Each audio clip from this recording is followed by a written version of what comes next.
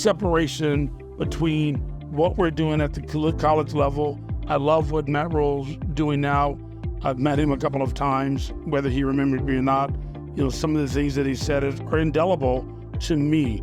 I go to coaches' clinics around the nation to make sure that I'm moving in the right direction as I listen to some of the great coaches. I just got back from Las Vegas at the Nike Coach of the Year. Before that, I went to Glacier in Kansas City a couple of weeks ago.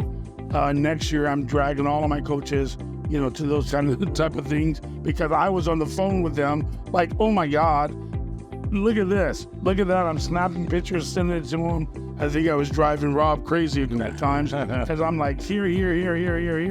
Right, I know you got your thing going, but here's some stuff that'll make it better for you. Same thing with one of our line coaches, Rich Harris.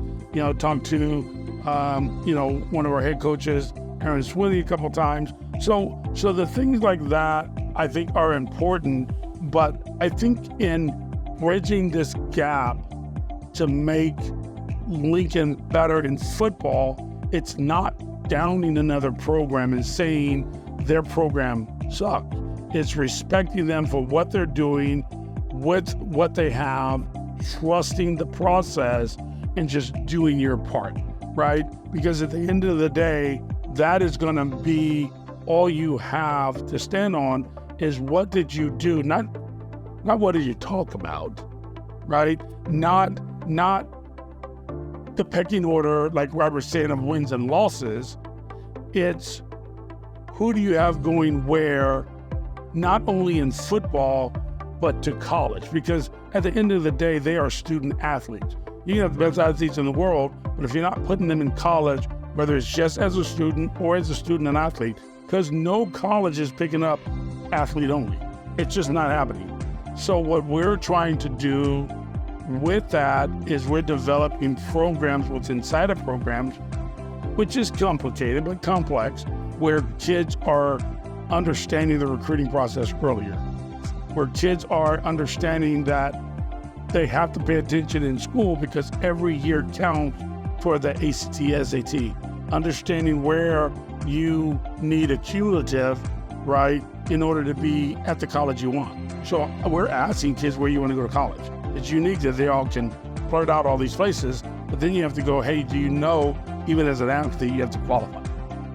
So we're putting people on those roads as well. We've got some plans in the future. We're talking to a lot of people about some different growths, but we just want to remain neutral and make sure that parents and kids that want to be with our organization, whether it's Neiman & Sons, whether it's the Nebraska Red Wolves, whether it's coming to our tournaments, with the 707 programs, whether it's going to our camps that we put on, with our latest that we've released, which is Paramount Training, Better Football Training, the Climb.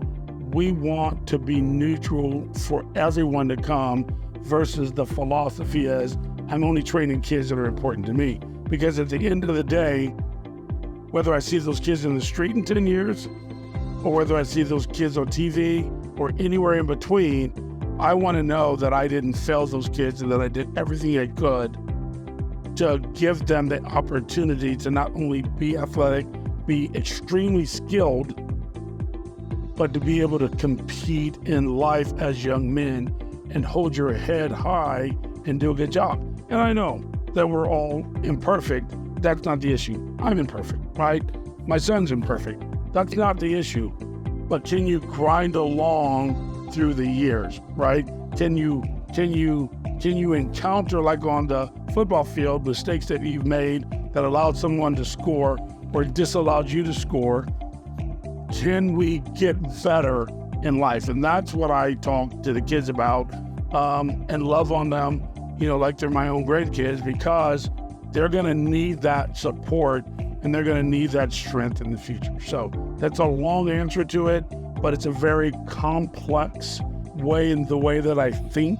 It's not just about athletics, because I was really a good athlete. It's about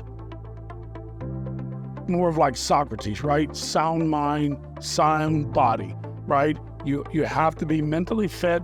You have to be physically fit in order to be able to accomplish what out there. And nowadays they have to be mental tough because there's so many things coming out them. There's so many more disappointments out there. So we try to make sure that they're in the right vein. And we've got some great coaches that are doing it, some great head coaches, and so I'm super excited.